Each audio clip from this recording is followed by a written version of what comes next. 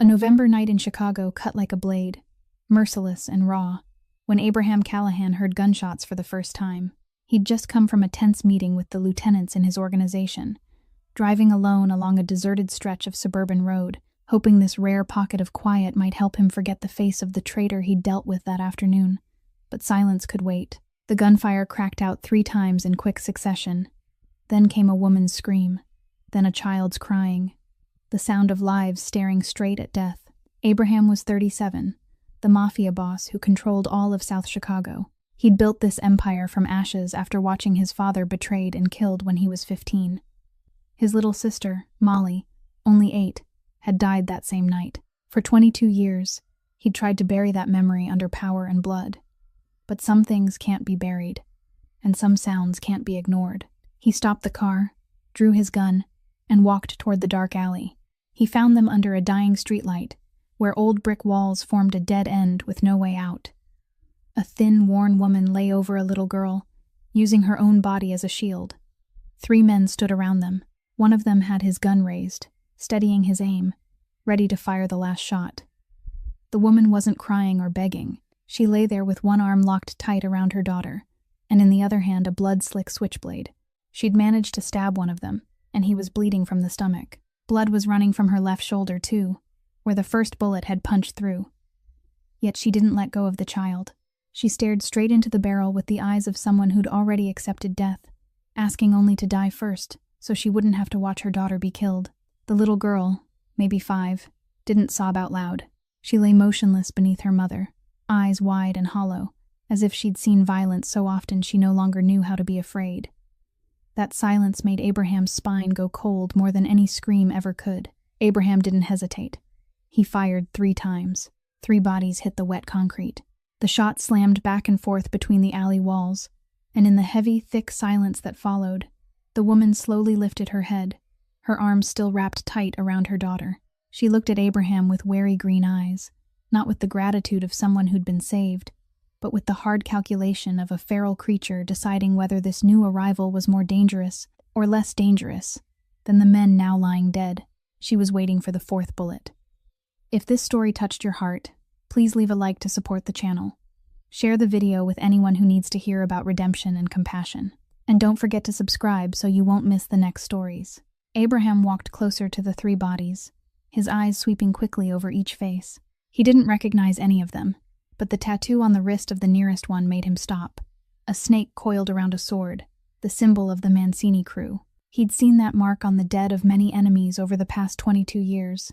Salvatore Mancini's men, the same man who'd given the order to kill his father, to kill his sister. He lifted his gaze to the woman still lying over her little girl, blood from her shoulder soaking through the thin patch of her coat.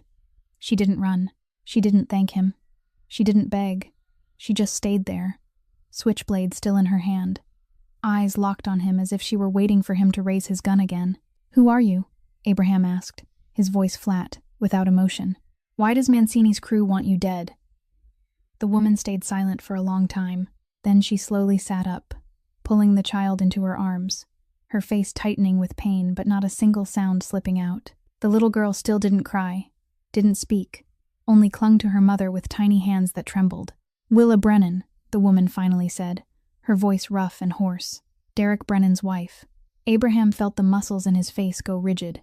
Derek Brennan, Salvatore Mancini's right hand, the sworn enemy of the Callahan family. He was standing in front of the wife of one of the men he wanted to kill more than anyone in this world. Derek Brennan's wife. He repeated slowly, running from her own husband, with Mancini's men chasing her. "Why?" Willa looked at him, her green eyes catching what little light the dying street lamp still gave. She was weighing him, deciding whether she could trust him or not. At last she spoke, so low it was almost a whisper. "I have something Derek wants back, something that could put him in prison for the rest of his life." "What is it?" "Evidence." She didn't say anything more. She didn't explain evidence of what, where it was, how she got it. She'd revealed enough for him to understand the shape of the situation, but not enough for him to use it against her. Smart. Abraham studied her for a long moment, then looked down at the child in her arms. The girl was about 5, brown curls matted with sweat and dirt, eyes with the same piercing gaze as her mother's but hollow in a way that was hard to look at. She didn't cry. She didn't shake. She didn't do any of the things a normal child would do after watching 3 men get shot dead in front of her. She just sat there, clinging to her mother, staring into nothing with the eyes of someone who'd seen far too much. Something tightened around Abraham's chest. Those eyes. He'd seen those eyes before. In the mirror. Every day for 22 years. And on Molly's face, his little sister's. In the last seconds before the bullet stole her life. "What's her name?" he asked, his voice suddenly gone rough. Willa pulled her daughter closer, protection surging in her instinctively. "Why do you want to know?" "Because I need to know the name of the child I'm about to save." Willa stared at him, not understanding, or not daring to believe. "Poppy," she said after a long silence. "Her name is Poppy. Poppy." Abraham looked at the little girl, at those empty eyes, at the way she clung to her mother as if that were the only thing left in the world. 5 years old. Molly had been 8 when she died, only 3 years older than this child. He hadn't saved Molly. He'd stood there at 15, helpless, watching his sister fall into a pool of blood. He'd lived with that memory for 22 years. 22 years trying to bury it under power, money, and the blood of his enemies. But some things can't be buried. "Get in the car," Abraham said, a voice that didn't allow argument. "I'll take you somewhere safe." Willa didn't move. "I don't know who you are. I've got no reason to trust you. I'm Abraham Callahan." He saw her eyes widen. She knew that name. Of course she did. Derek Brennan's wife couldn't not know the name of her husband's greatest enemy. "Callahan," she whispered, her voice threaded with fear, and something else. Maybe hope. "You're Mancini's enemy, and that means I'm your husband's enemy too." He looked straight into her eyes. "You can stay here and wait for Mancini's crew to send more men, or you can get into my car and let me take you somewhere no one will ever find. The choice is yours." Willa looked at him, looked at the 3 bodies on the ground, looked at her daughter in her arms. Then she stood, unsteady from blood loss but determined not to fall. She held Poppy with her right arm, her left hand still gripping the switchblade. She didn't trust him. It showed in every careful step, in the way she kept her distance, in the way she never let him behind her. But she had no other choice, and she knew it. Abraham opened the car door and waited for her to get in.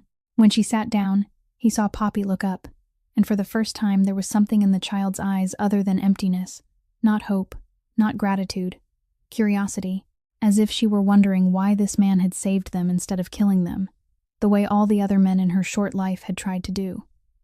Abraham didn't have an answer for the child. He didn't have an answer for himself either.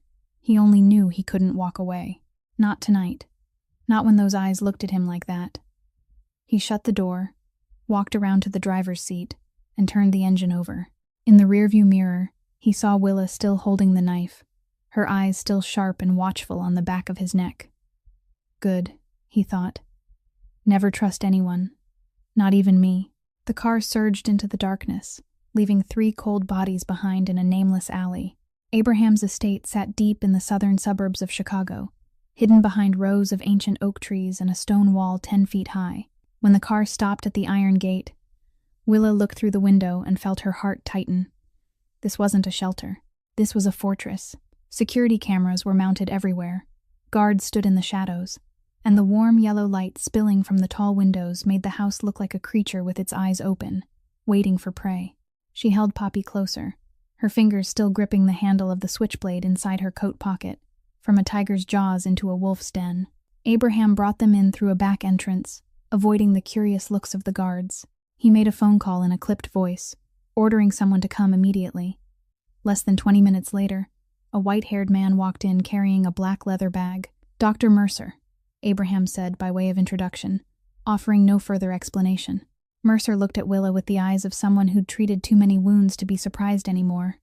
He didn't ask where she'd been shot, why, or by whom. He simply told her to sit down, cut her shirt open, and went to work with steady, professional hands.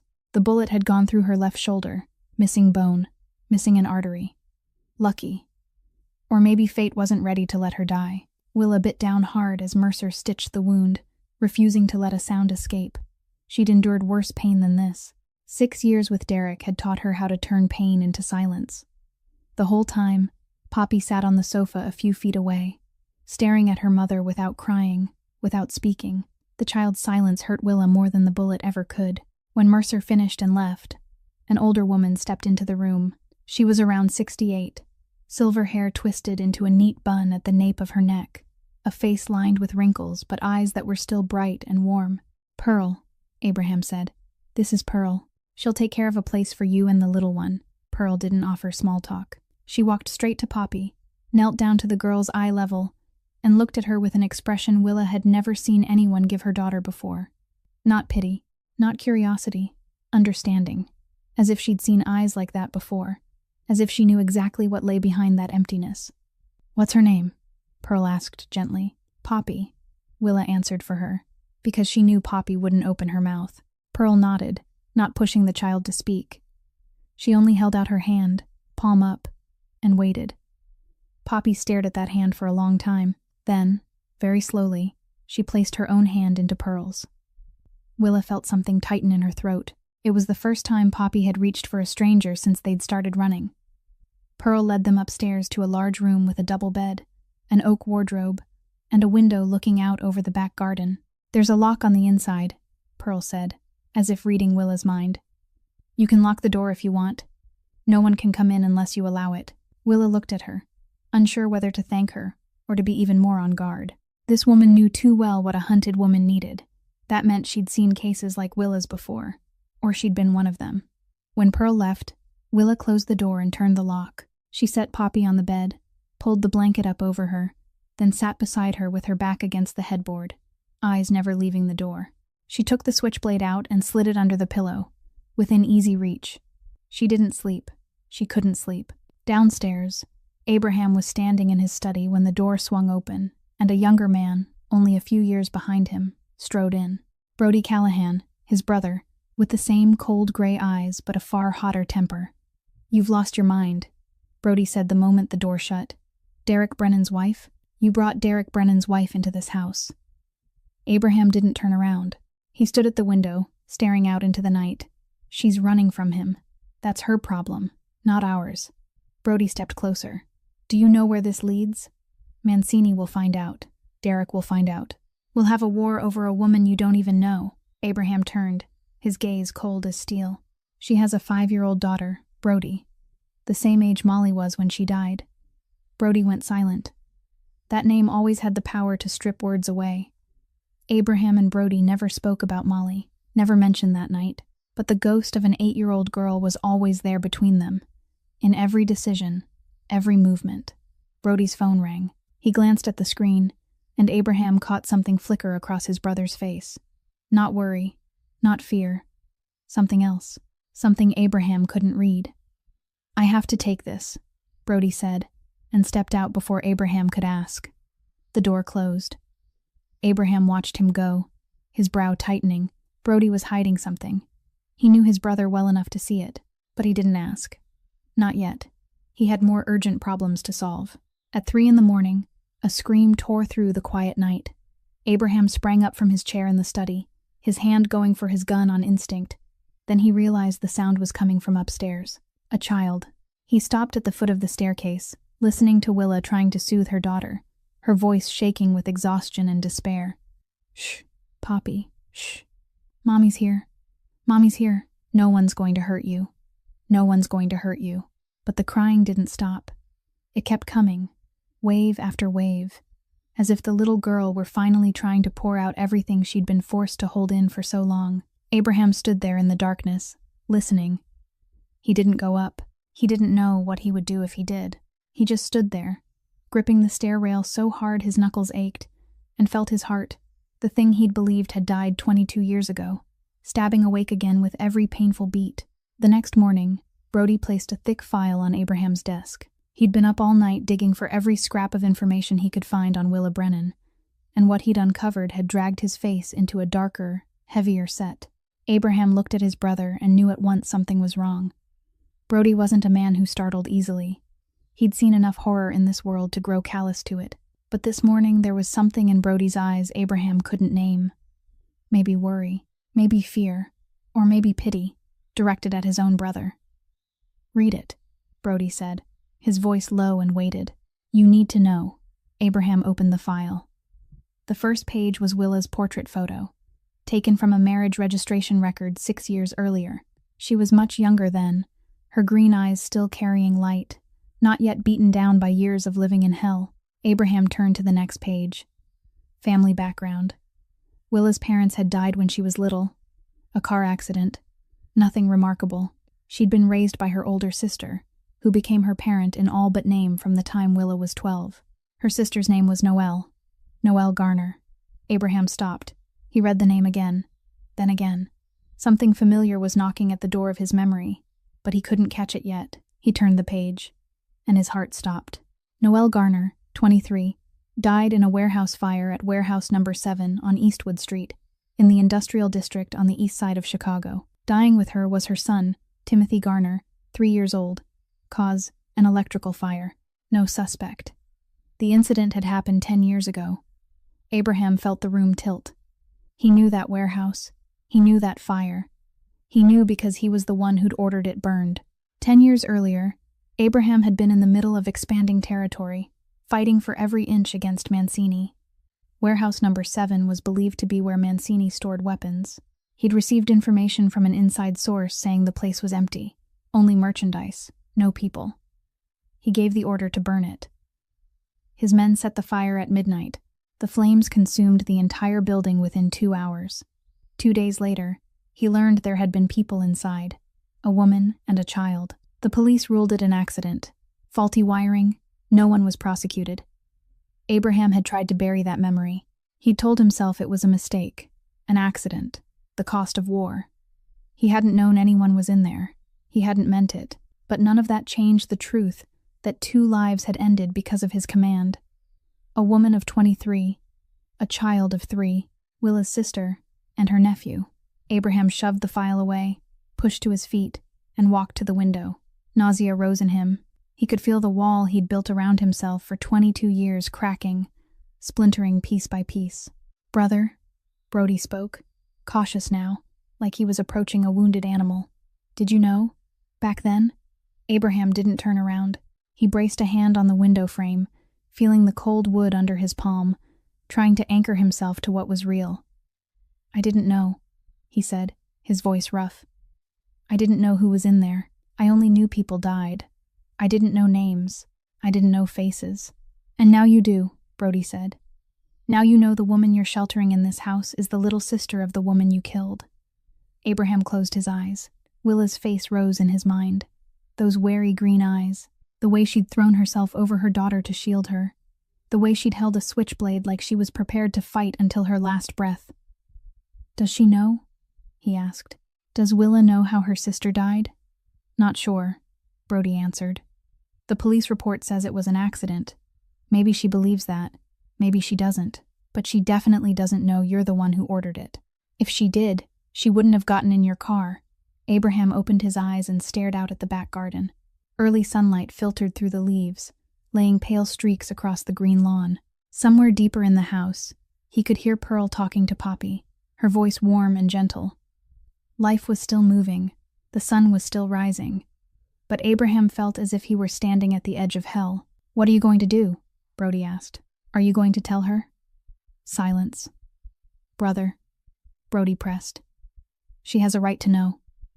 Abraham turned and faced him. His gray eyes were ice cold, but deep inside them something was burning. Not anger, pain, guilt chewing from within. "No," he said, his voice firm as a nail driven into wood. "I won't tell her. Never. Not ever, if I can avoid it."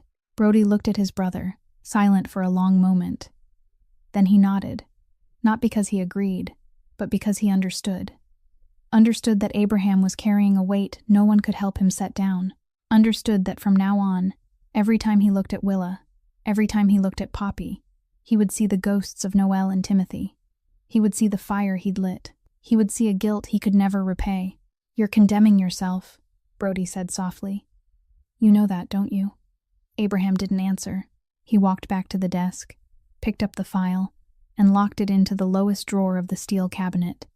The key he slipped into the inside pocket of his coat. "No one can know this," he said without looking at Brody. "Not Pearl. No one. Do you understand?" "I understand," Brody said. "But brother, The truth has its own way of getting out. You can't hide it forever. Abraham knew his brother was right. The truth was like water.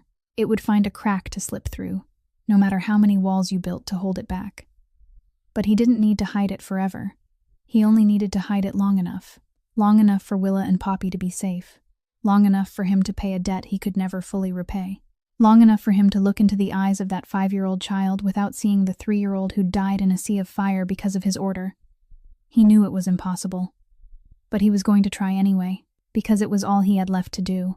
2 weeks passed inside Abraham Callahan's estate, and Willa still didn't sleep through a single night. Every evening, she lay on the bed with the switchblade under her pillow, eyes wide open on the ceiling, listening for the smallest sound drifting down the hallway. During the day, she watched. She watched everything.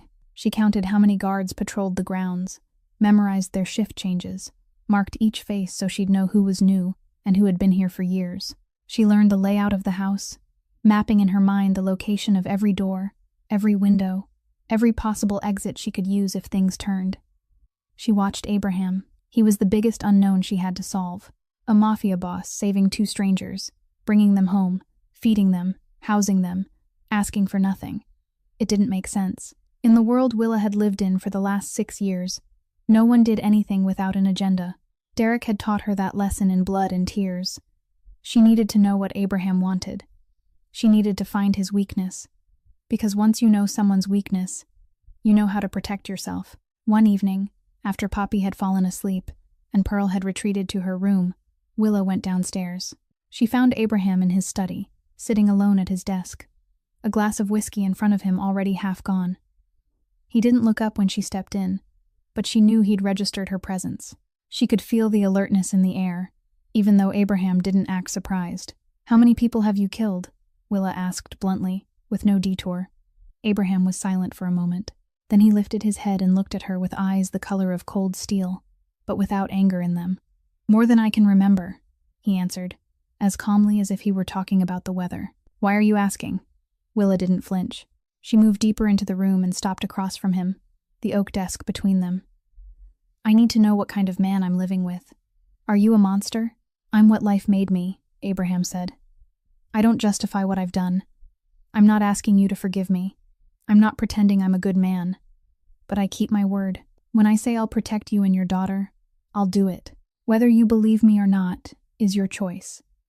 Willa studied him, searching for deception in his eyes. She'd lived with Derek long enough to learn how to spot when a man was lying. Derek lied like breathing, and she'd spent the first 3 years before she finally saw it for what it was. But Abraham wasn't like Derek.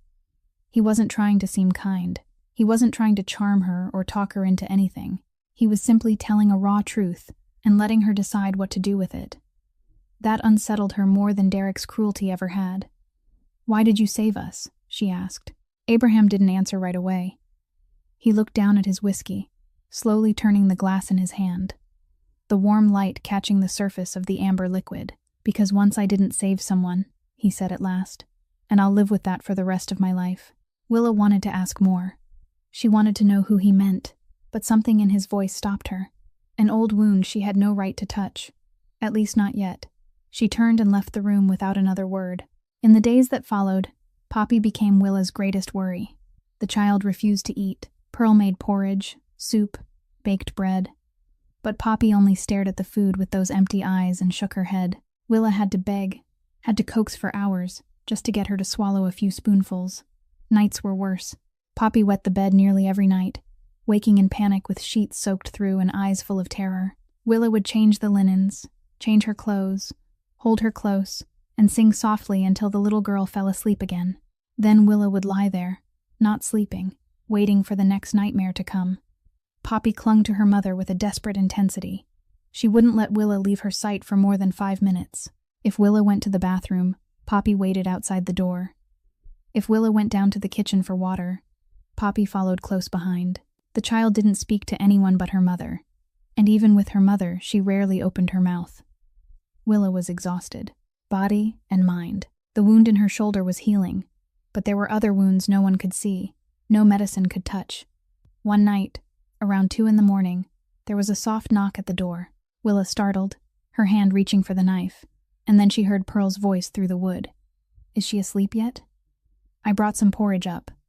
Willa opened the door. Pearl stood there holding a steaming bowl, her face gentle and calm. But when she looked at Willa, her eyes paused. Willa knew how she must look. Eyes red and swollen, cheeks wet, arms still wrapped tight around Poppy asleep against her. She'd been crying for the last hour, crying without sound because she was afraid of waking her daughter, crying until there were no tears left to cry. Pearl didn't say anything. She simply stepped inside, set the bowl on the bedside table, then gently pulled the blanket up over mother and child. Her hand was warm when it touched Willa's shoulder, a simple gesture that carried more understanding than words ever could. Then she stood there, looking down at Willa and Poppy, and Willa saw something in her eyes. Not pity, not curiosity. The recognition of someone who'd once been in the exact same place, who'd held a child and wept in the dark, who'd tried to stay strong while the world collapsed. "You used to be like me," Willa whispered. Not a question, but an acknowledgement. Pearl didn't answer. She only gave a faint smile, the sad smile of someone who'd lived through too much grief, then turned away and closed the door behind her. Willa looked at the steaming bowl, then down at Poppy asleep in her arms. For the first time since she'd stepped into this house, she felt that maybe, just maybe, she wasn't completely alone. On the 14th night, Poppy's screaming tore through the stillness of the dark.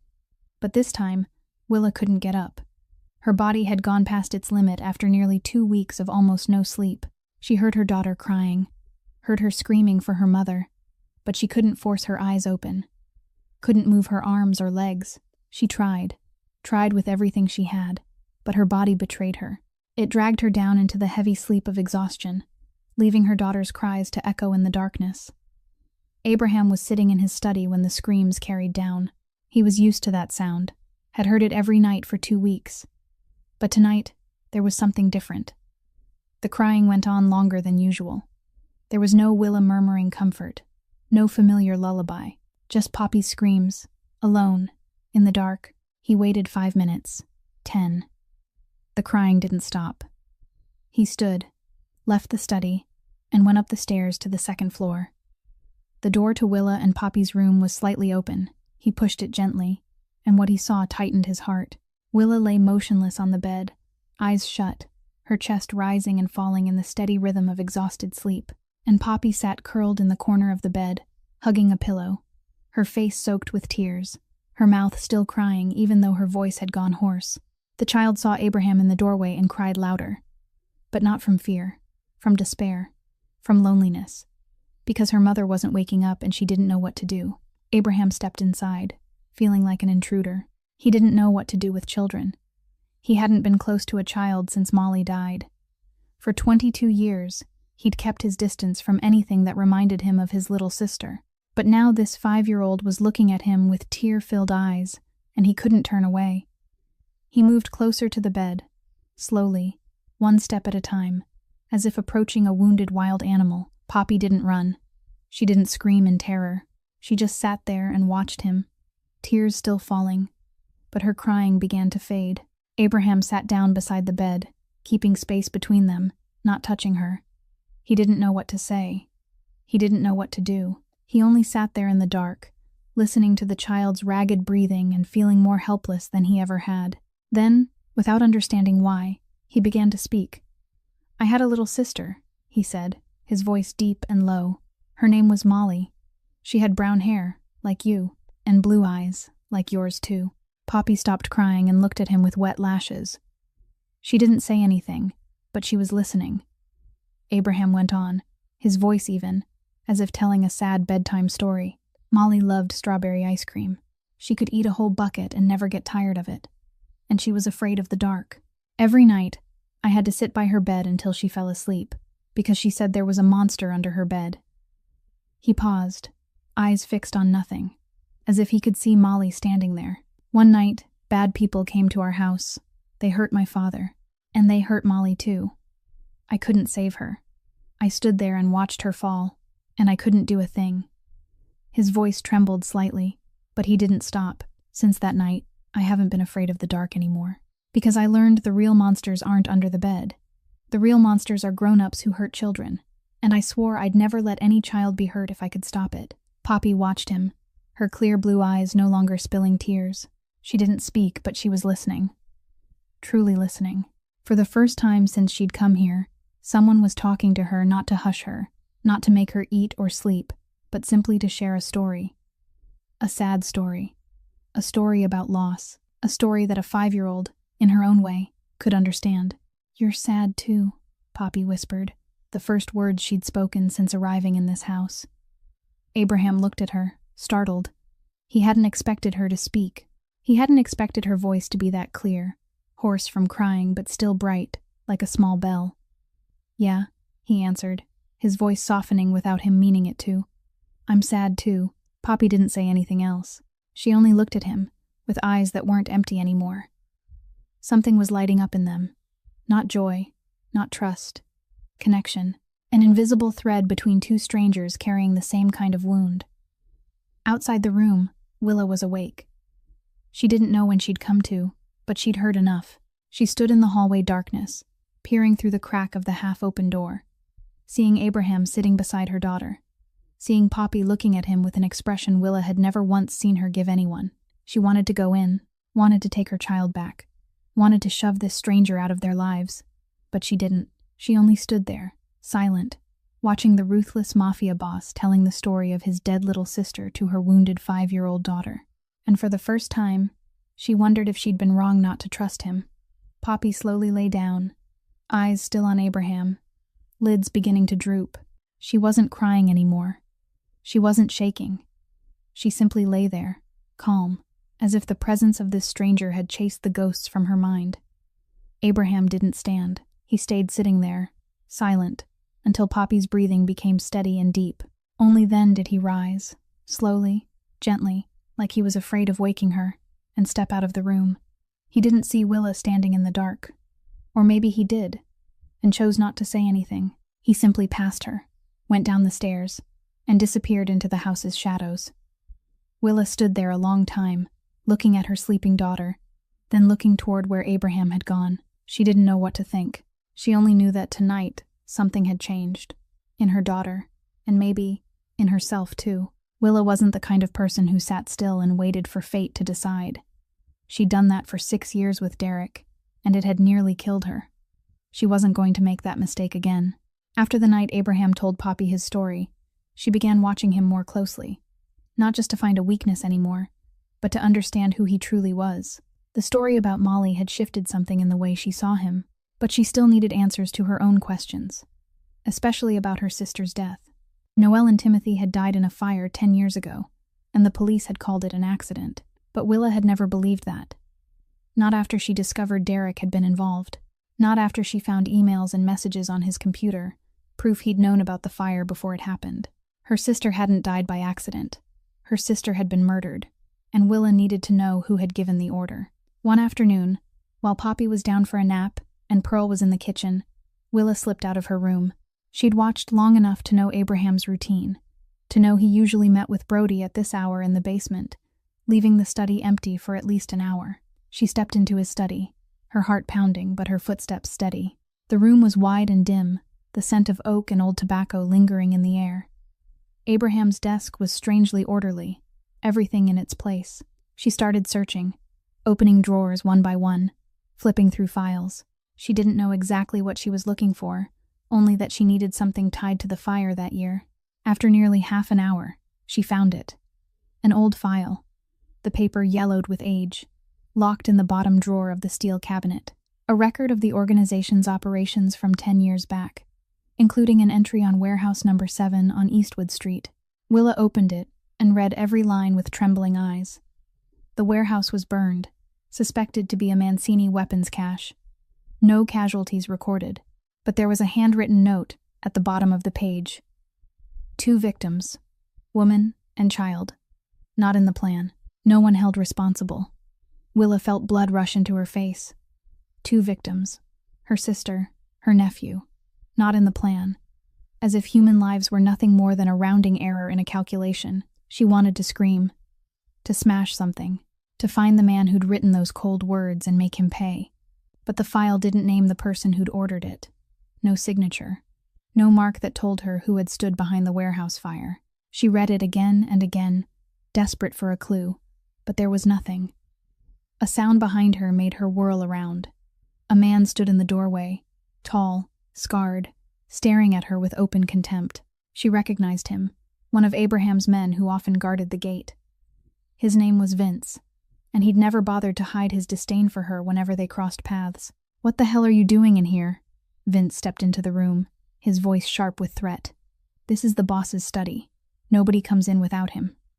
Willa straightened, the file still in her hand. She didn't back up.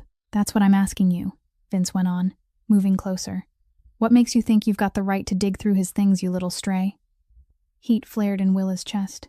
Stray. She'd heard that word too many times from Derek and his friends. Every time she didn't obey.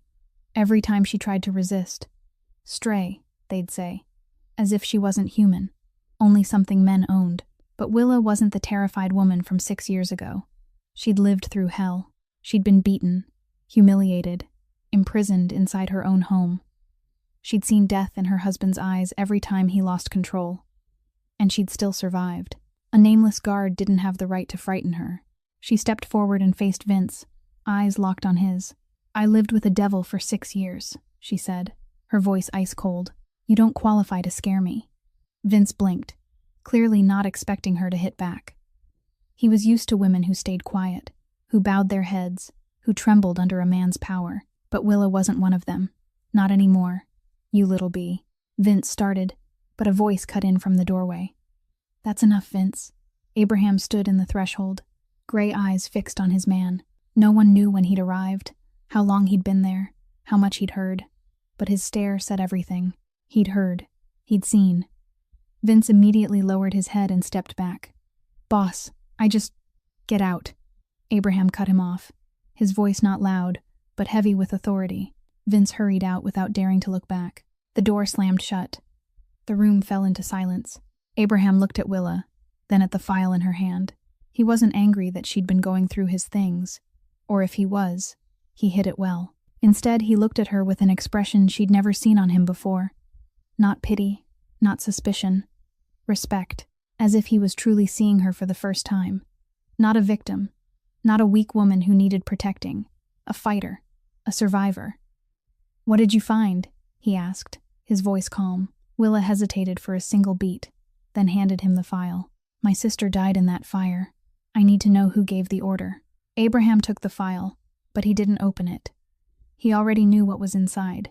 He'd lived with that knowledge for 10 years, and now the woman standing in front of him was demanding the answer to the one question he never wanted to face. "I'll look into it," he said, his voice steady, but his eyes refusing hers. "You'll get an answer." Willa watched him, trying to read what hid behind that calm mask. She found nothing, but she could feel he was hiding something much bigger than what he was willing to say. She would find out. One way or another. 6 months earlier, Brody Callahan walked into a bar in the northern suburbs of Chicago, a place no one in his organization ever bothered with. He needed one quiet night, far from the pressure of meetings, the life and death decisions, and the shadow of his brother that never truly left him. He took a seat at the end of the bar, ordered a bourbon, and tried not to think about anything at all. Then she appeared. Gianna sat 2 stools away, long black hair falling loose over her shoulders. Warm brown eyes holding a sadness he recognized the instant he saw it. She ordered a martini, drank alone, and didn't make the slightest effort to draw anyone's attention. That, more than anything, drew Brody in. In his world, women usually had a purpose when they approached a man. Money, power, protection. But Gianna didn't approach him. She just sat there by herself, as if she was running from her own life too. He spoke first, a simple question about what she was drinking. She answered with a faint smile and a husky voice. They talked all night, about books, about music, about places they wanted to see but had never had the chance. No one asked about work. No one asked about family. It was as if there was an unspoken agreement that the night belonged only to them, not to the world outside. Brody took her back to a hotel. He stayed, and when the sun came up, he knew he'd fallen into a depth he wouldn't be able to climb out of. They met again after that, once a week, then twice. Then he started counting the days until the next time. He never asked what she did, where she lived, who her family was. And she never asked him, not until 3 months earlier. That night, Brody arrived at their meeting spot earlier than usual and saw a black car parked out front. He recognized the plates, Mancini. His heart went cold when the door opened, and Gianna stepped out, spoke a few words to the driver in Italian, then turned and saw Brody standing there, her face drained of color. "You're a Callahan," she said, her voice shaking. "And you're a Mancini," he answered, his voice colder than he meant it to be. They stood there in the empty lot, staring at each other like enemies who'd just realized they'd fallen in love with the wrong person. Gianna cried. She said she didn't know. Said she only wanted to escape her family. Escape the shadow of her controlling uncle. Escape a life she'd never chosen. Brody wanted to walk away, wanted to erase her as if he'd never met her. But he couldn't. He loved her too deeply. And she loved him too. Now, 3 months after that night, Brody parked in a deserted alley near the docks and waited for Gianna to arrive. She appeared 10 minutes later, wearing a black coat, a hood pulled low over her head, moving fast as if someone might be watching. He opened the car door for her. She slid into the passenger seat, breathing hard, brown eyes wide with fear. "Derek's losing his mind," she said the moment the door shut. "He knows his wife is hiding somewhere in the city. He's hired outsiders, killers who aren't part of any organization, to find her." Brody clenched his jaw. "Does he know she's at my brother's house?" "Not yet, but soon. Derek's following every thread he can find. He doesn't sleep, doesn't eat. He's got one goal and one goal only, to get his wife and child back." Gianna looked at him, her eyes shining with tears. "If my uncle finds out I'm seeing you, I'll die, Brody. He'll kill me for betraying the family." Brody took her hand and held it tight. "I won't let that happen." "How?" Gianna asked, her voice breaking with desperation. "You can't fight my whole family. You can't fight my uncle." "I'll find a way," Brody said, even though he didn't know what that way was. "Just trust me." Gianna looked at him, then nodded. She trusted him, even though she knew that trust could get them both killed. They stayed in the car a few more minutes, holding hands in silence, before Gianna had to leave. She kissed him lightly, then opened the door and vanished into the night. Brody drove back to the estate with his mind spinning. He needed to tell Abraham what he'd learned, but he couldn't tell him where it came from. He couldn't say he was in love with the enemy's niece. Abraham wouldn't understand. Or worse, Abraham would understand and demand he end it, and Brody knew he couldn't do that. He found Abraham in the study, sitting alone with a glass of whiskey like every other night. His brother looked up when Brody came in, gray eyes sharp as always. "Any news?" Abraham asked. Brody nodded, swallowing the guilt that was tightening around his throat. "Derek's going crazy looking for his wife. He's hired outsiders. Sooner or later, he'll figure out she's here." Abraham frowned. "Source?" "An inside man in Mancini," Brody said, his tone calm the way he'd practiced the whole drive home. "I can't give a name." Abraham studied his brother for a long moment, as if trying to read what Brody was hiding. Then he nodded, accepting it. "Fine. Increase security. No one comes or goes without my order." Brody nodded and turned away, leaving the room before Abraham could ask another question. He hated lying to his brother, but he hated the thought of losing Gianna more. And between the two, he'd chosen. 3 weeks after arriving at Abraham's estate, Willa made a decision she never thought she would make. She decided to trust him. Not completely, not blindly, but enough to share the secret she'd kept locked away since the day she ran. That night, after Poppy was fast asleep, Willa knocked on the door of Abraham's study. He opened it, showing no surprise at all to find her there, as if he'd been waiting for this moment for a long time. She stepped inside, closed the door behind her, and stood across from him with the familiar oak desk between them. "I have something Derek wants," she said, her voice low but clear. "Something he's willing to kill for to get back." Abraham sat down and gestured for her to take the chair across from him. He didn't ask, didn't push. He simply waited, letting her speak in her own time. Willa drew a small, worn teddy bear from her bag, carefully unzipping a hidden seam to pull out a small black USB drive. She set it on the desk between them. "Evidence," she said. "Illegal deals. Bribes to officials. A list of people Derek ordered killed. 12 names, 12 lives." Abraham looked at the USB drive but didn't touch it. "Where did you get it?" "Derek has a private office in the house," Willa explained. "He thought I was too stupid to know the password. Thought I was too afraid to go in. But I lived with him for 6 years. I know every habit he has, every secret he thinks he's hidden." She paused, eyes dropping to the USB. One night, when Derek was out of town, I went into his office. I copied everything I could find. I didn't know what I was looking for. I only knew I needed something to get out, something to make him afraid. "And what did you find?" Abraham asked, his voice tighter than usual. Willa lifted her head and looked him straight in the eye. "I found proof Derek was involved in my sister's death." Abraham didn't react, not on the outside, but deep in his chest, his heart was hammering. "Your sister?" he asked, his control flawless. Willa nodded, unaware that he already knew. "Noelle, my sister and my nephew died in a fire 10 years ago. The police said it was an accident, but on that USB there's an email Derek sent to someone on the very day it happened. It talks about a warehouse that needed to be handled. The address matches where my sister died." She took the USB, plugged it into the laptop she'd brought, and opened the email file for Abraham to see. He read every line, and each word was a blade cutting into him. Derek wrote to someone named V, ordering warehouse number 7 on Eastwood Street to be burned. He said there were people inside who needed to be eliminated, a woman who knew too much, and her little boy. Derek knew there were people inside that warehouse, and he still ordered it burned. Abraham felt the blood in his veins go cold. For 10 years he'd tortured himself for accidentally killing 2 innocent people. He'd believed it was his mistake, his sin to carry. But now he knew the truth. Derek had done it on purpose. Derek wanted Noelle dead. Derek had used him as the tool. And Abraham had been the one to strike the match on an order he never questioned hard enough. "Who is V?" Willa asked, her voice bright with hope. "The man Derek gave the order to. If we find him, I can know exactly what happened that night." Abraham looked at her, at the green eyes searching for an answer he had but could never speak aloud. V was Vince, the soldier she'd confronted the day before. He was the one who took Derek's order and fed Abraham the lie, told him the warehouse was empty, told him there was no one inside, lied so Abraham would give the order without suspicion. But in the end, Abraham was still the one who lit the fire. The command came from his mouth. The responsibility belonged to him. Even if Derek had laid the trap, even if Vince had lied, Abraham was still the man who killed Noelle and Timothy. And if Willa ever learned that, she would hate him. She would despise him. She would look at him with eyes he couldn't survive. "I'll help you find the one behind it," Abraham said, his voice steady as steel even as something inside him was breaking apart.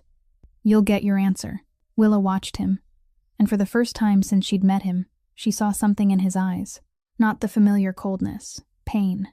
A deep, bottomless pain she couldn't explain. "You know something," she said. Not a question, but a statement. Abraham didn't answer.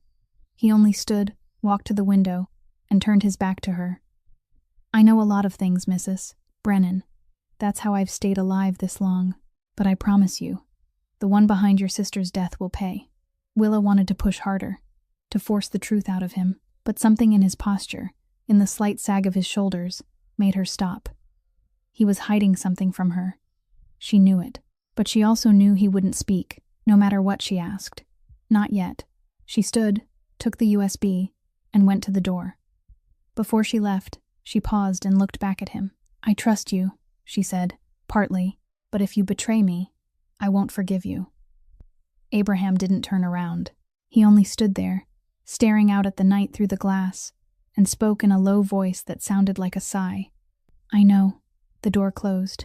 Willa was gone, and Abraham stood alone in the dark, carrying the first lie he'd ever told her.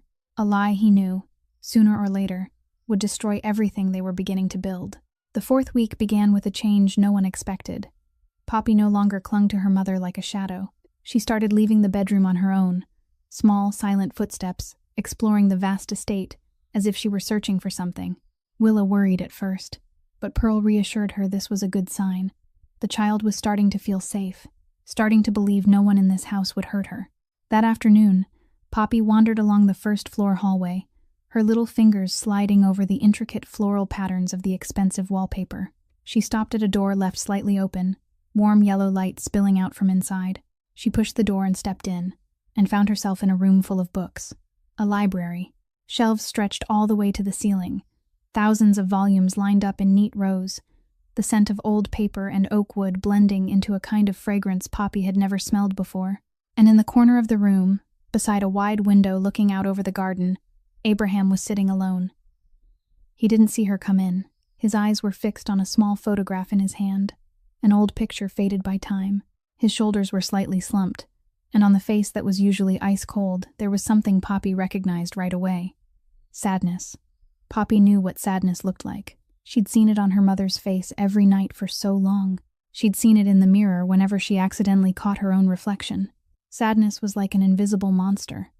It sat on people's shoulders and made them heavier, slower, more tired, and that monster was sitting on Abraham's shoulders. Poppy wasn't afraid. She had been afraid of him at first, afraid of his deep voice, afraid of his eyes like steel, afraid of how everyone in the house lowered their heads when he passed. But after the night he told her about Molly, she wasn't afraid anymore. He had someone he'd lost too. He was sad too. He was human, like her. She walked closer, her small feet making no sound on the thick carpet. She climbed up onto the armchair beside Abraham and sat down, her legs too short to reach the floor, swinging in the air. Abraham startled and turned, gray eyes widening when he saw her sitting right there beside him. He quickly slipped the photograph into his coat pocket, as if afraid someone might see his moment of weakness. But Poppy had already seen. She'd seen the sadness in his eyes. She'd seen the way he looked at that picture like it was the most precious thing in the world. She didn't say anything. She only pulled a piece of paper folded into quarters from her pocket and pushed it toward him. Abraham looked at the paper, then at her, confused. Poppy nodded, signaling for him to open it. He took the paper, unfolded it, and his heart missed a beat. A clumsy crayon drawing. 2 figures, one big and one small, standing side by side. The bigger one had black hair, like him. The smaller one had brown curly hair, like Poppy. They were holding hands. "You're sad," Poppy said, her voice clear as a bell. Poppy saw. "You looked at the picture and you were sad." Abraham didn't know what to say. He just sat there, the drawing in his hand, looking at the 5-year-old who was watching him with bright blue eyes and not a trace of fear. "Poppy's sad too," she went on. "Poppy remembers. Poppy remembers when there wasn't hitting. Poppy remembers when Mommy smiled. But Mommy doesn't smile anymore. Mommy cries every night." Poppy hears. Something clenched hard around Abraham's chest. This child was only 5, but she understood too much. She'd seen too much. She carried a weight no child should ever have to carry. "Can I be sad with you?" Poppy asked, tilting her head at him. "You're sad alone." "Poppy's sad alone, but if we're sad together, maybe it won't be as sad." Abraham opened his mouth, but no sound came out. For the first time in 22 years, the most powerful mafia boss on the south side of Chicago didn't know what to say. For the first time since Molly died, someone wanted to be near him on purpose. Not out of fear, not out of need, not because they wanted something from him, simply because the little girl didn't want him to be alone. Poppy didn't wait for an answer. She turned in the chair, leaned back against the arm, her legs still swinging. She looked out the window at late afternoon light slipping through the leaves, and began to sing softly. A lullaby Willa sang to her every night, her small, innocent voice filling the quiet library. Abraham sat there, the drawing still in his hand, listening to the child sing, and for the first time in a very long time, he felt something warm melting inside his chest, something he'd thought had died 22 years ago. Outside the library door, Pearl stood silently, watching through the narrow crack. She saw Poppy beside Abraham, saw the drawing in his hand, saw the way he looked at the child with eyes shining wet. Pearl smiled, the sad smile of someone who'd waited too long for this moment, then quietly turned away, leaving the two of them in that sun-filled room. The next afternoon, a police car rolled to a stop in front of the gate of Abraham Callahan's estate.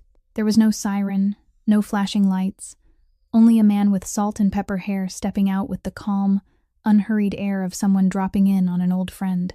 Detective Frank Holloway, 52 years old, 28 years on the job, and one of the very few cops in Chicago that Abraham's money couldn't buy. He'd been watching the Callahan family for 15 years, never once having enough evidence to prosecute. But he'd never quit. Not for a day. Abraham received Holloway in the living room, not the study, and it was a deliberate choice. The study was where he handled family business. The living room was where he entertained guests. And Holloway, whether he liked it or not, was still just a guest. "Detective," Abraham said, his tone as even as if they were discussing the weather. "Coming here without a warrant, that doesn't happen often." Holloway sat in the chair across from him without waiting to be invited. He looked at Abraham with gray eyes that had seen too much crime to be easily surprised. 3 bodies in an alley on the west side, 2 weeks ago. Mancini's men. Shot dead with a 9mm handgun. "The kind you like to use." "I like to use a lot of things," Abraham replied. "Doesn't mean everything's mine." Holloway didn't smile. He pulled a photograph from his jacket pocket and set it on the table. A still from a security camera at a store near the scene. Blurry, but clear enough to make out Abraham's car parked at the mouth of the alley on the night it happened. "You were there," Holloway said. "You killed them. I don't have direct proof, but I know, and sooner or later, I'll find it." Abraham looked at the photo and neither denied nor admitted it. The man wasn't here to arrest him. If he had enough, he would have come with a search warrant. So what did he want? Holloway leaned forward, his gaze sharpening. "I want Willa Brennan." Abraham felt the muscles in his face tighten, but he didn't let anything show. "Willa Brennan. Familiar name. Who are you talking about?" "Don't play dumb, Callahan," Holloway cut in. "I know she's here. I know she's got a USB drive with enough evidence to put Derek Brennan in prison for the rest of his life. And I want that USB." Silence settled over the room. Abraham studied Holloway, measuring the situation. He knew. Somehow, he knew everything. Maybe from an inside source in Mancini. Maybe from surveillance. Maybe one of Abraham's guards had been bought. "What does she get in return?" Abraham asked, neither confirming nor denying Willa's presence. "Witness protection," Holloway said. "A new identity. A new life. Safety for her and her daughter. I can guarantee that if she cooperates, and if she doesn't cooperate, then she keeps running." Holloway shrugged. "Derek Brennan's going out of his mind looking for his wife. Mancini's watching you. Sooner or later, they'll find her. And when they do, what do you think happens?" Abraham didn't answer. He knew exactly what happened. He'd seen what Derek did to people who betrayed him. "I want to speak to her," Holloway said. "Directly, so she can decide for herself." Abraham was quiet for a long moment. Then he nodded. He called for Pearl and told her to bring Willa down. 5 minutes later, Willa walked into the living room, green eyes instantly guarded when she saw the unfamiliar man. She looked at Abraham, asking the question with her gaze, and he only gave a small nod. "Mrs. Brennan," Holloway stood, his voice more polite than it had been with Abraham. "I'm Detective Frank Holloway. I'm here to offer you a deal." Willa sat, spine straight, hands clenched tight in her lap. She didn't speak. She just waited. Holloway explained everything. The USB drive, witness protection, the chance for her and Poppy to have a new life far from Derek, far from Mancini, far from all of it. "You just hand over the evidence to me," Holloway finished. "I'll handle the rest." Willa looked at him, then looked at Abraham. Abraham sat still, expression blank, not saying a single word to push her one way or the other. "What do you think?" she asked Abraham, her voice low. Abraham met her gaze, his gray eyes deep and unreadable. "This is your decision. I won't interfere. If you give it to the police, that's the right choice. If you keep it, that's your choice too. Whatever you choose, I'll protect you and Poppy until you're safe." Willa watched him, searching for a hidden hook in his words, but there wasn't one. Abraham was letting her decide, without pressure, without manipulation, something Derek had never done. "I need time to think," she told Holloway. Holloway nodded, pulled a business card from his pocket, and placed it on the table. "That's my number. When you decide, call me. But don't take too long, Mrs. Brennan. Time isn't on your side." He stood, gave Abraham a cold nod, and walked out. When the sound of the police car faded into the distance, Willa stayed seated, staring at the card on the table. She didn't know what to do. Giving the USB to the police was the right thing. It was the way to make Derek pay. It was the way to keep her and Poppy safe. But it would also mean betraying Abraham, the man who'd saved her, the man who'd given her shelter, the man who'd told her daughter stories to sleep at night. In the corner of the room, Brody stood silently watching. The phone in his pocket buzzed. He pulled it out, glanced at the screen, and his face went pale. A message from Gianna. "My uncle sent someone to watch your house. Be careful." Brody swallowed hard and shoved the phone back into his pocket. He looked at Abraham, looked at Willa, and felt the walls beginning to close in around them. Mancini was coming, and they didn't have much time left. That night, Willa couldn't sleep. She lay on the bed, staring at the ceiling, her mind spinning around the decision Detective Holloway had placed in front of her. His business card sat on the nightstand like a constant reminder of the choice she had to make. Hand the USB to the police, get protection, get a new life. But it would also mean leaving this place, leaving Abraham, leaving the man who'd given her and her daughter shelter when no one else had. Around 2 a.m, Willa gave up trying. She slipped out of bed, careful not to wake Poppy sleeping soundly beside her, and eased out of the room. She went down to the kitchen, hoping a hot cup of tea might steady her. But when she stepped inside, she found Pearl already there. Pearl sat at the table with a cup of tea gone cold in front of her, eyes fixed on nothing as if she were lost in some faraway memory. When she heard Willa's footsteps, she looked up, not surprised at all. "Can't sleep either?" Pearl asked softly. Willa shook her head and sat down across from her. Pearl nudged the teapot toward her, a quiet gesture telling her to pour for herself. They sat in silence for a long time, with only the tick of the clock on the wall and the hush of wind outside the window. "You're thinking about the detective's offer," Pearl said at last. It wasn't a question. Willa nodded, not bothering to hide it. "I don't know what to do." Pearl looked at her, old eyes still bright, still knowing.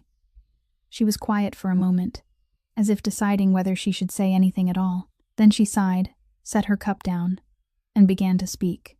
"I've worked for the Callahan family since Abraham was a child," she said. "I watched that boy grow up. I saw him laugh, saw him cry, saw him love his little sister like Molly was his whole world." Willa listened without interrupting. "Molly was a sweet child," Pearl went on, her voice drifting. "Brown hair, blue eyes, always smiling. She followed Abraham like a little shadow, and Abraham never once minded. That boy loved his sister more than his own life." Pearl paused, eyes dropping to the cold tea. Then one night, everything changed. Enemies of Abraham's father came to the house. They killed him right in front of his children. And Molly, an 8-year-old who should never have had to see that, was shot when she tried to run. Willa felt her chest tighten. She'd heard Abraham mention Molly in pieces, but hearing Pearl tell it with that grief in her voice made it real in a way that hurt. "Abraham was 15, Pearl said. He stood there helpless, watching his sister go down. He held Molly in his arms in a pool of blood until the police arrived, and he wouldn't let her go. And after that night, he wasn't a child anymore." Pearl lifted her gaze and looked straight into Willa's eyes. "He built a wall around his heart at 15. He didn't let anyone inside, didn't trust anyone, didn't love anyone. He turned himself into a monster because he believed monsters couldn't be hurt."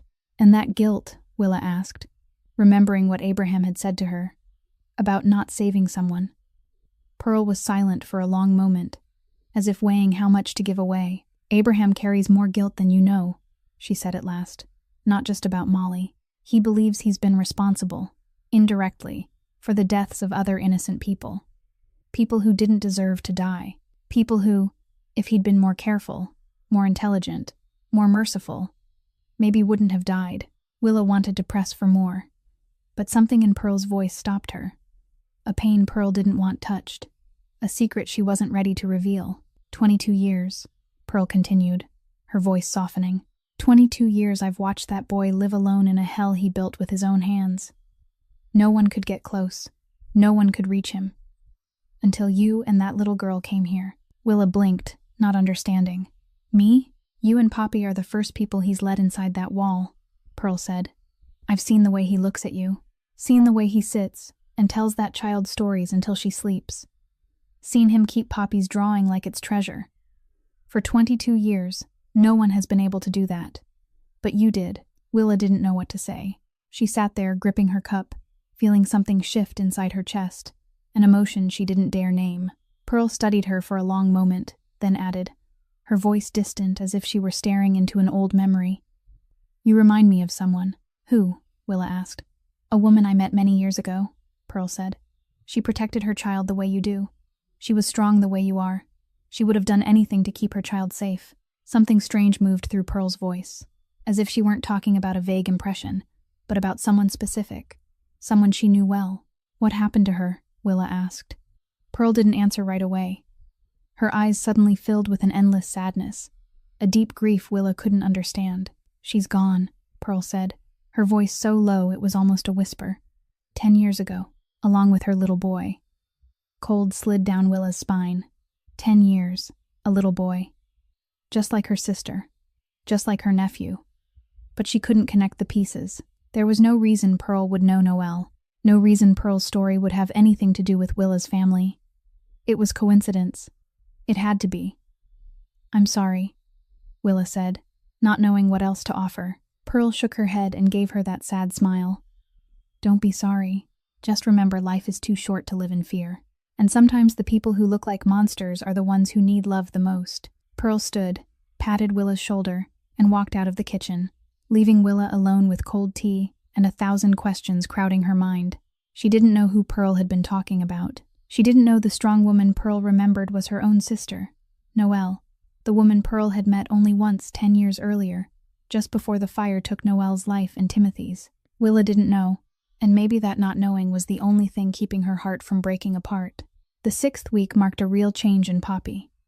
She was no longer the silent child with hollow eyes, clinging to her mother like she feared the world would swallow her whole. She began to talk. She began to laugh. She began to race through the estate as if it were her home. Pearl spoiled her endlessly, cooking the foods she liked, teaching her how to bake, telling her fairy tales before afternoon naps. Abraham still kept his distance, but every evening he sat in the library, waiting for the little girl to come draw beside him. And Willa, for the first time in 6 years, saw her daughter living like an ordinary child. But Poppy was 5, and 5-year-olds don't know how to tell friend from enemy. They trust anyone who's kind to them.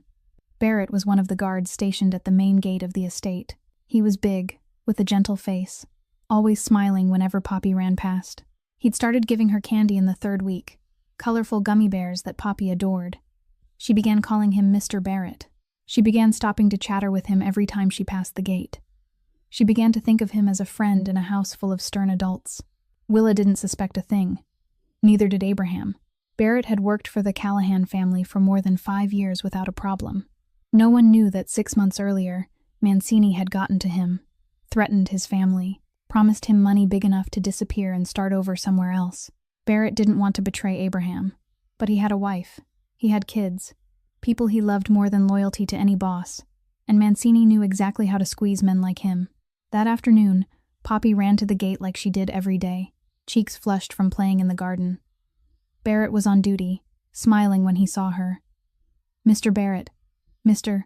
Barrett," Poppy called, her voice bright. "Poppy has a secret." Barrett crouched down, pretending curiosity. "What secret is that, sweetheart?" Poppy glanced around like she was afraid someone might hear, then leaned close to his ear and whispered, "Mommy has a secret USB stick. Mommy hides it inside Poppy's teddy bear. Mommy said don't tell anyone, but Poppy tells Mr. Barrett, because Mr. Barrett is Poppy's friend." Barrett felt his heart speed up. The USB. The thing Derek Brennan was hunting like a madman. The thing Mancini had ordered found at any cost. And a 5-year-old had just told him exactly where it was. He forced his voice to stay normal, patted Poppy's head gently. "That's a very good secret, Mr. Barrett will keep it safe for Poppy, okay? Don't tell anyone else." Poppy beamed, nodded, and ran off to play again, unaware she'd just placed her mother's life in an enemy's hands. That night, after everyone had gone to bed, Barrett slipped out of the estate. He walked 2 blocks to a bar where a black car was already waiting. He climbed into the back seat, and the man inside made his stomach turn cold. Derek Brennan, eyes bloodshot from lack of sleep, stubble unshaven, but the same sharp, ruthless stare as ever. "Talk," Derek ordered. "What have you got for me?" Barrett swallowed hard and started telling him. Everything. Where Willa was. Her room on the 2nd floor. The window facing the back garden. The routines of her and the child. The guard's patrol schedule. And most importantly, the USB hidden inside Poppy's teddy bear. Derek listened with a blank face, but his fist clenched hard on his thigh, betraying the agitation underneath. When Barrett finished, Derek nodded. "Good. You did good," Derek said, his voice ice cold. 3 days. "You open the back door for my men. Can you do that?" Barrett nodded without daring to meet Derek's eyes. He knew he was betraying Abraham. He knew he was putting a woman and a child in danger, but he didn't have a choice. At least, that's what he told himself. The black car vanished into the night. Barrett went back to the estate, climbed over the rear wall, and slipped back into position like nothing had happened. He didn't know someone was watching. A few hundred yards away, Detective Holloway sat in his car with binoculars trained on Abraham's estate. He'd been watching the place for 2 weeks, logging every person who came and went, every odd shift, every unusual movement. And tonight, he saw Barrett slip out at 2 a.m, saw him meet an unfamiliar car, saw him return as if he were hiding something. Holloway made a note in his pad, eyes narrowing in the dark. There was a mole inside the Callahan house, and if his instincts were right, Mancini was about to make a move. He needed to be ready, because when the storm hit, he wanted to be there to catch the big fish, both Callahan and Mancini. Upstairs in the second-floor bedroom, Willa slept deeply beside Poppy. She didn't know what her daughter had innocently done. She didn't know the enemy was drawing close. She didn't know the peace she thought she'd found was only a mirage, and the teddy bear lay in Poppy's arms, holding the USB like an innocent secret, unaware it was about to become the center of a coming storm. At 3 a.m, Abraham Callahan's estate lay in darkness and silence. The guards had just changed shifts, the fresh men settling into position still half asleep, their alertness not yet sharpened to its highest edge. It was the perfect window to strike. Derek Brennan didn't bring an army.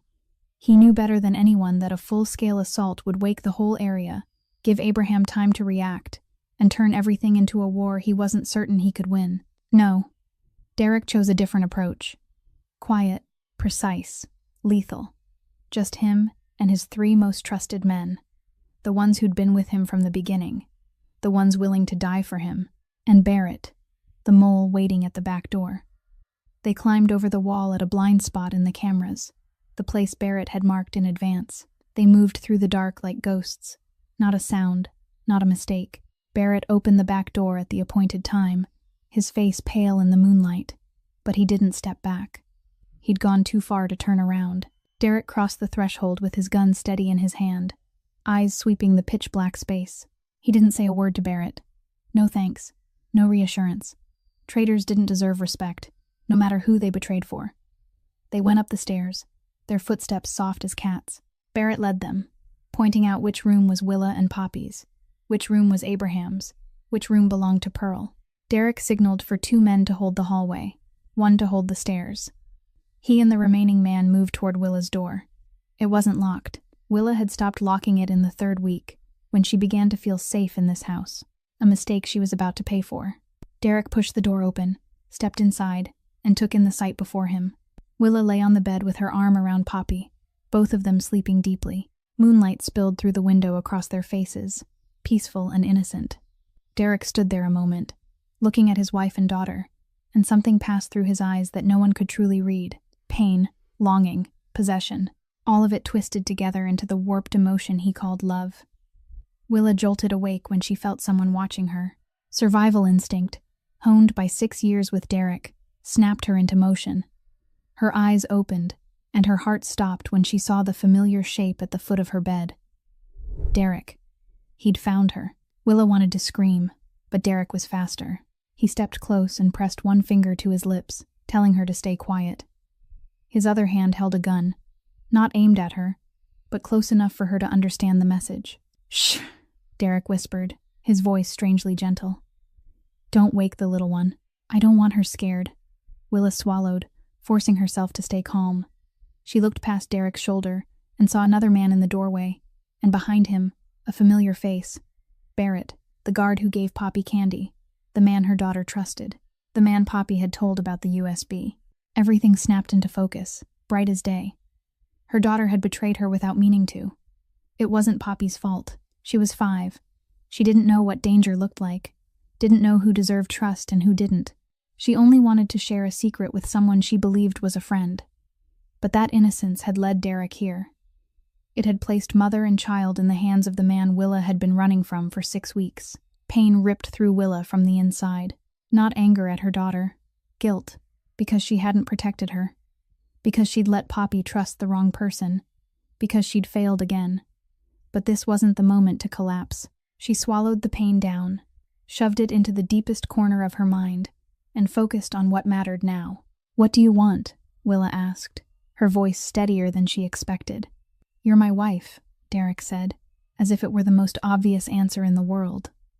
Poppy is my child. I came to take my family home. Home? Willa nearly laughed, bitter and sharp. The place you kept me locked up for 6 years? The place you hit me every time I displeased you? That's not home. That's hell. Derek's brow tightened, but he didn't explode the way she expected. Instead, he moved closer, sat on the edge of the bed, and looked at Poppy sleeping. I know I was wrong, he said, voice low. I've changed.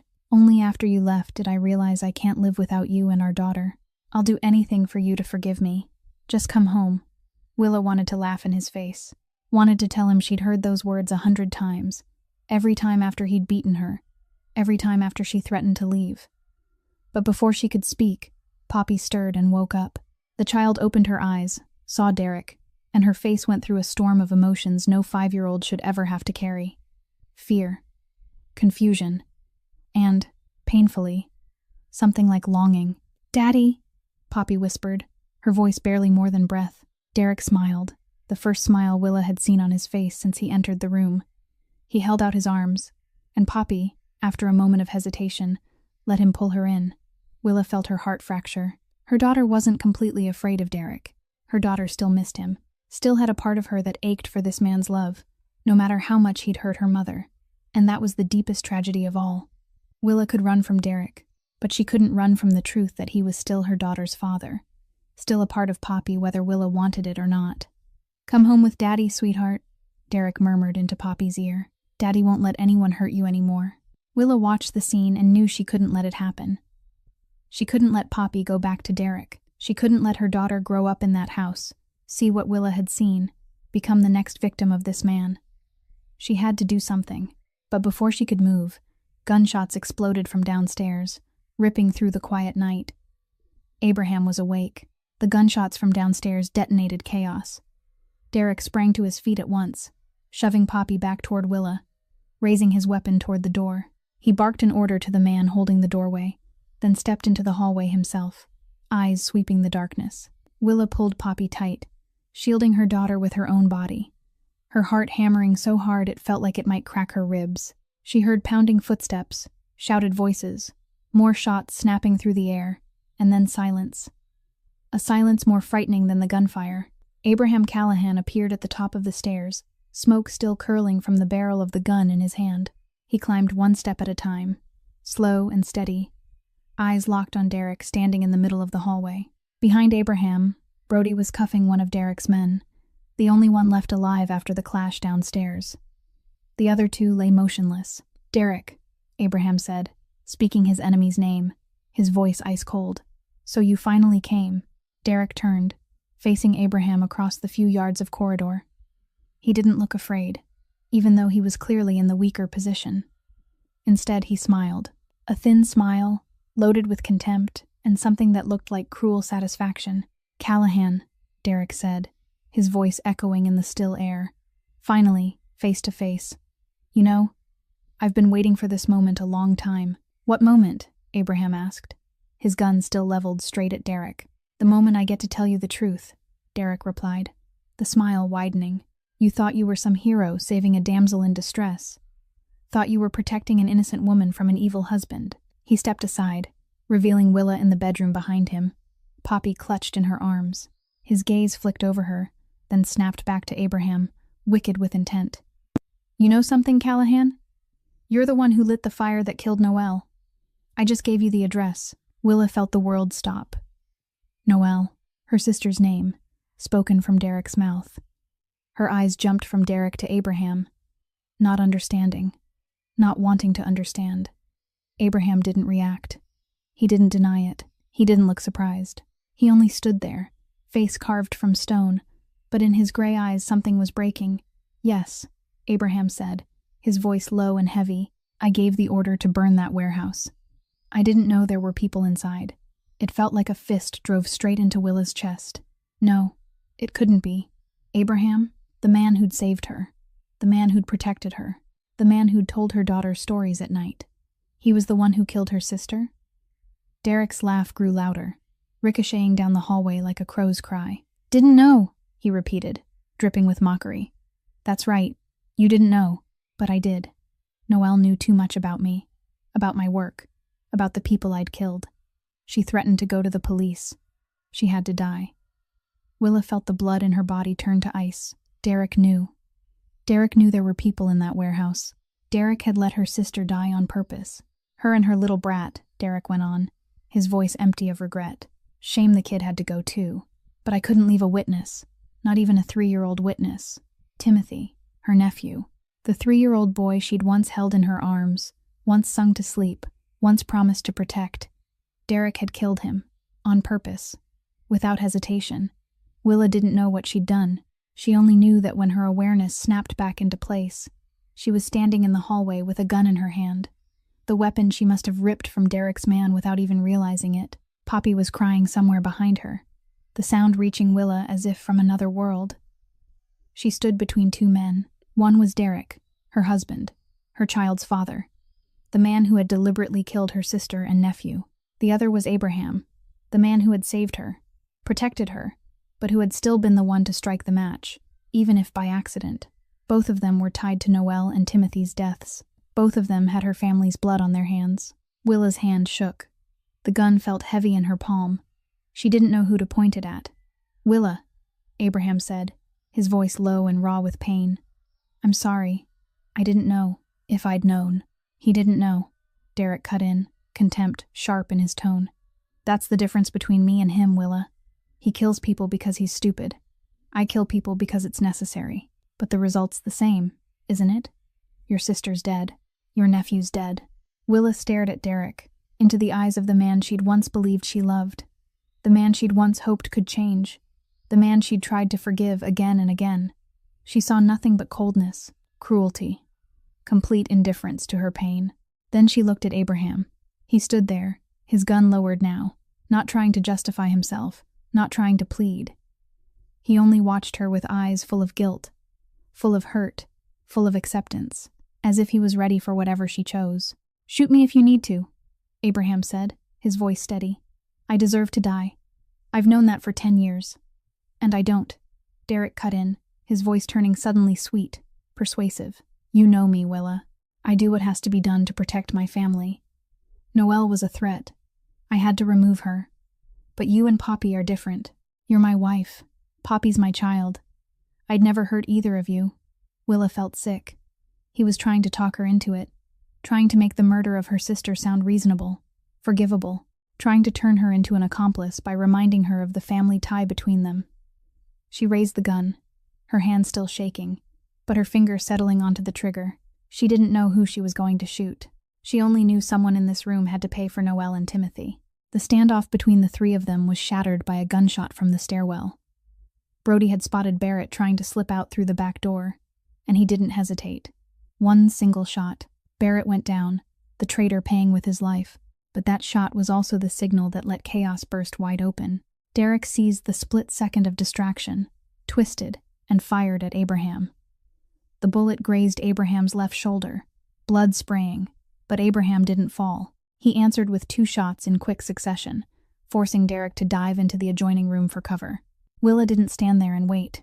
She didn't retreat into a corner the way she used to, the way she had for 6 years every time Derek's anger rose. She lunged for Poppy, pulled her off the bed, and crushed her daughter to her chest. "Mommy," Poppy sobbed, her eyes wide with terror. "What's happening?" "It's okay," Willa lied, her voice steadier than she felt. "I'll protect you. I promise." She scanned the room for a way out. The main door was a firefight. The window was too high to jump with a child in her arms. The only option left was the connecting door into the next room, where there was access to a back hallway. She ran for it, Poppy clinging hard around her neck, and at that exact moment Pearl appeared in the doorway. "Follow me," Pearl said, her voice strangely calm in the middle of the chaos. "There's a safe room under the basement. They won't find you down there." Willa nodded and followed Pearl through the back hall. Behind her, gunfire kept cracking. Abraham barking orders at his men, Brody shouting something, Derek cursing. She didn't look back. She couldn't. Not now. Not when Poppy needed her. They reached the top of the basement stairs when a figure stepped out of the shadows. One of Derek's men Brody had missed, blood running from his shoulder but a gun still in his hand. He saw Willa and Poppy, and his eyes lit up. "Stop," he ordered, raising his weapon.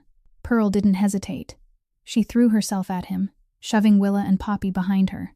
He fired. Pearl dropped, one hand clutching her belly, blood spreading across the white fabric of her nightgown. Willa screamed. But she didn't stop. She lifted the gun she'd been holding all this time, and she fired. The bullet hit the man square in the chest. He fell and didn't move again. It was the first time in Willa's life she'd killed someone. She didn't have time to think about it. She dropped to her knees beside Pearl, trembling hands pressing down on the bleeding wound. "Pearl, Pearl," she cried. "Go," Pearl whispered, her eyes already going dim. "Take the little one down. Don't worry about me." Willa didn't want to leave her, but Poppy was crying, shaking, needing her. And Pearl was staring up at her with fierce determination, pushing her to go. "I'll come back," Willa said, not knowing whether it was a promise or a lie. "You wait for me." She scooped Poppy up and ran down the stairs into the dark basement, slamming the heavy steel door shut behind them. She sat in the darkness, holding her daughter tight, listening to the gunfire echo from above. On the ground floor, Abraham was facing Derek in the living room. Both men were wounded, both still had bullets, neither one willing to back down. Brody had finished off the remaining men, but he couldn't get to his brother because he was dealing with another problem. Gianna. She appeared at the back door, face bloodless, eyes wide with fear. She'd come to warn Brody about the attack after hearing something from inside Mancini, but she was too late, and now she was standing in the middle of a battlefield, exposed for everyone to see. Abraham saw her, saw the way Brody rushed to her, shielding her, keeping her behind him, saw the way she clutched Brody's hand like it was her only lifeline, and he understood the secret his brother had been hiding. The inside source in Mancini, Salvatore Mancini's niece. An impossible love. After this, Abraham said to Brody, his voice flat, "We're going to talk, if there even is an after." Red and blue lights flashed outside the windows, tearing through the night. Police sirens. Detective Holloway had arrived, bringing a tactical unit after hearing gunfire from his surveillance position. He'd surrounded the estate, blocked every exit. No one was getting out. Derek looked toward the windows, saw the police cars, and his face changed. He was trapped, between Abraham and the cops, between choices that all led to prison or death. "This isn't over, Callahan," Derek growled. "It's not over until I say it's over." He lunged for the stairs, for the basement, for Willa and Poppy. Abraham charged after him, ignoring the blood seeping from his shoulder. He couldn't let Derek reach the basement, couldn't let him touch Willa and Poppy again. Not after everything. Not after the promise he'd made to protect them.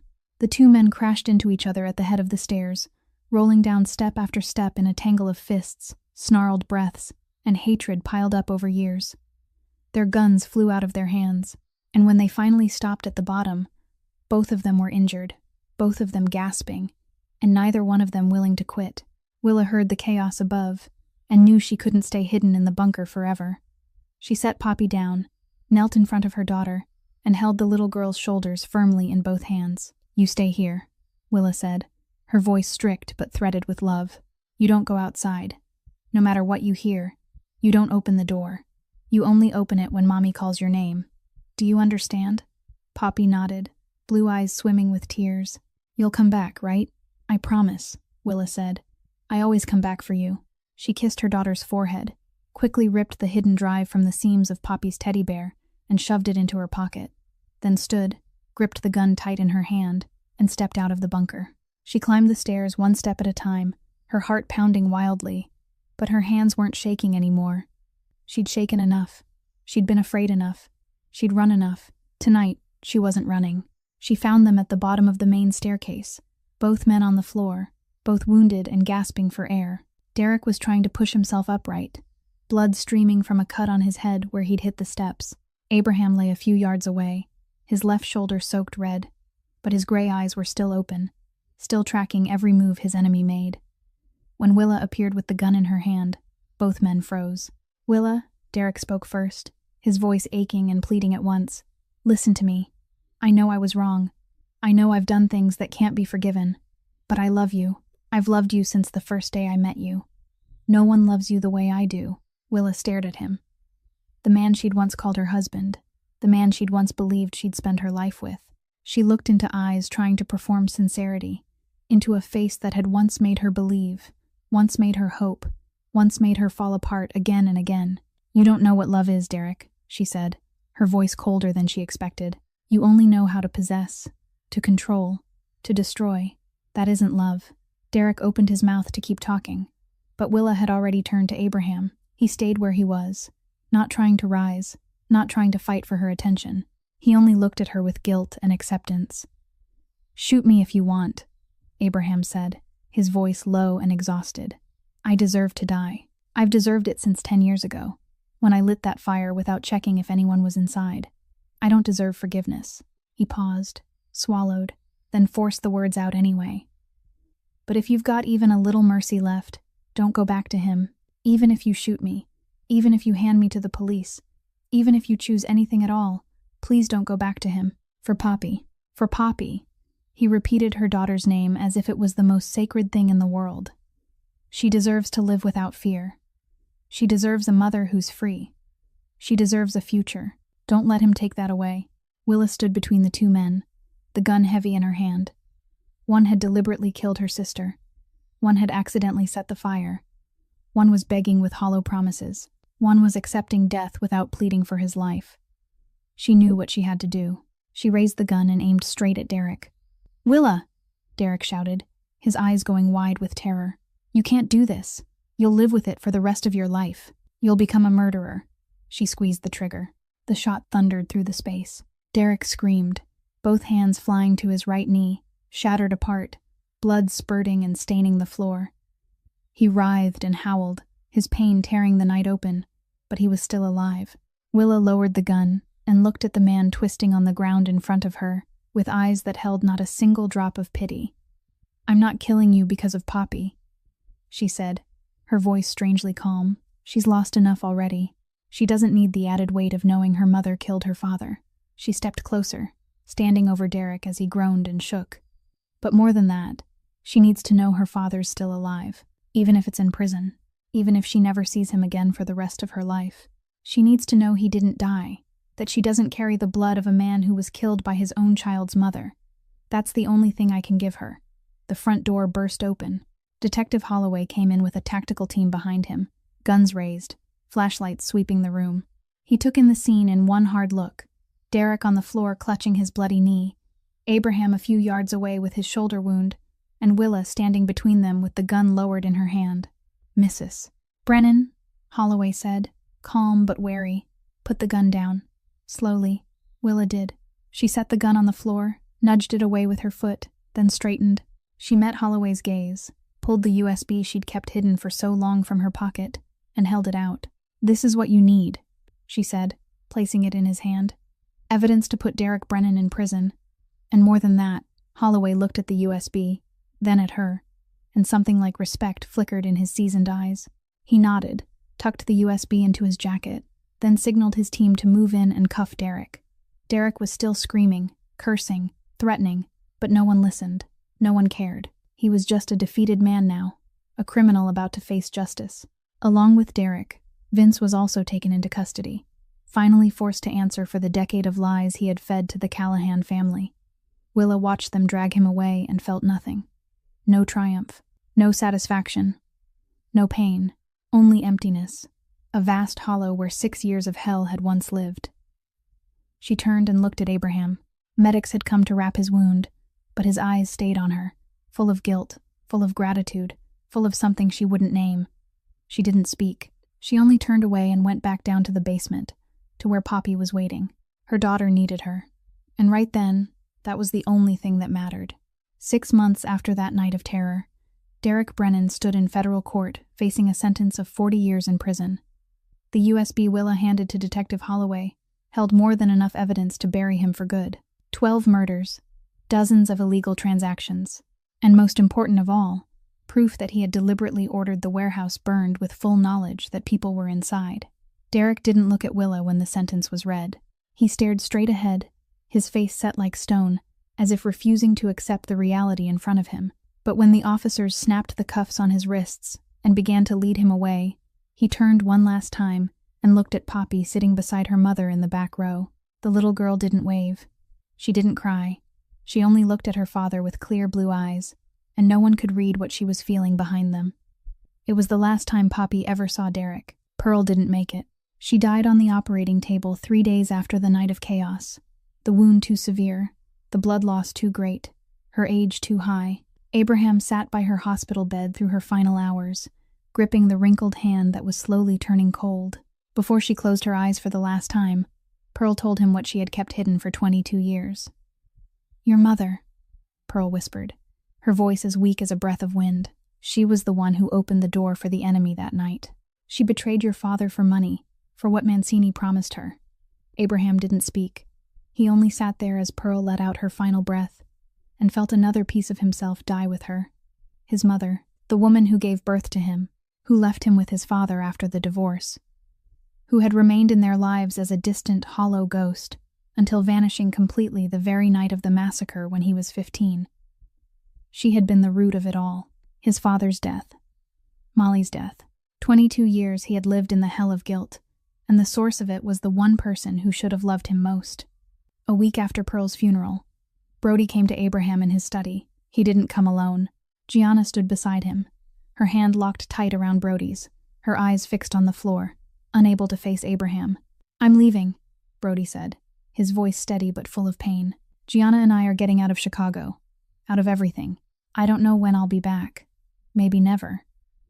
Abraham looked at his brother, looked at the woman who had made his brother betray the family. He wanted to be angry, wanted to shout at Brody's face, wanted to say he'd chosen the enemy over blood, but he didn't. He'd already lost too much. He couldn't lose his brother too, not even inside his own hatred. "Go," Abraham said, his voice worn out. "Live the life you want. Don't look back." Brody hugged his brother, for the first time in years, then turned and walked out the door. He didn't turn around, and Abraham stood alone in the empty estate, surrounded by the ghosts of the past. He'd lost everything: Pearl, Brody, the truth about his mother, his faith in himself. Only Willa and Poppy remained, 2 people he didn't deserve and couldn't let go of. Willa didn't forgive Abraham. She told him that plainly one night when Poppy was asleep and the house had fallen quiet. "I can't forgive you," she said, her voice not angry, only brutally true. "Maybe I won't be able to for the rest of my life. My sister died. My nephew died. Even if you didn't mean it, even if Derek was the one behind it, you were still the one who struck the match. I can't look at you and not think of that." Abraham nodded and accepted it. He didn't beg. He didn't justify himself. He only asked one question. "Then why are you still here?" Willa was quiet for a long moment. Then she glanced toward the stairs, toward where Poppy's bedroom waited on the 2nd floor. "Because of Poppy," she said. "She's lost too much. She needs stability. She needs a home. She needs familiar faces. And even if I hate admitting it, she needs you. You're the first person besides me that she's trusted. I can't take that from her." She paused, then pulled an old photograph from her pocket, a picture of Noelle and Timothy, taken a few months before they died.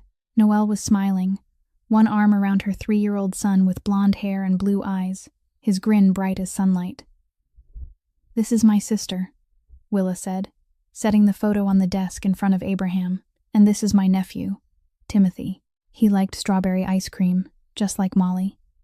He was afraid of the dark, just like Molly. He was 3 when he died." Abraham stared at the photograph, at the faces of the people he had indirectly killed, and felt his heart break all over again. "I don't know what to say," he whispered. "There aren't words that are enough." "There aren't," Willa agreed. "But there is one way you can pay your debt. Not to me. To them. To Noelle. To Timothy. To every innocent person who died because of a meaningless war between men like you." "How?" Abraham asked, his voice rough. "Live like you mean something," Willa said. "Stop killing people. Stop doing what you know is wrong.